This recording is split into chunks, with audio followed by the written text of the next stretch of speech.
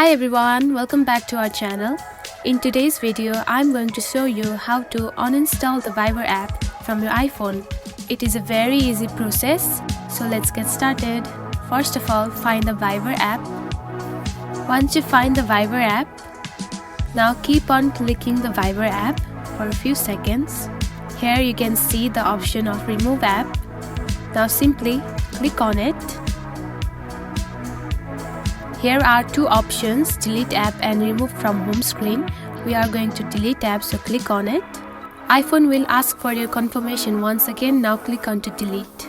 Here you can see the Viber has completely deleted from your home screen and from your iPhone. And that's it. It is simple as it is. The app is now uninstalled from your device. Just a quick bonus tip. If you ever want to reinstall Viber, simply go to the App Store, search for Viber and tap Get to download it again. If you found this video helpful, don't forget to like and subscribe for more tips. Thanks for watching.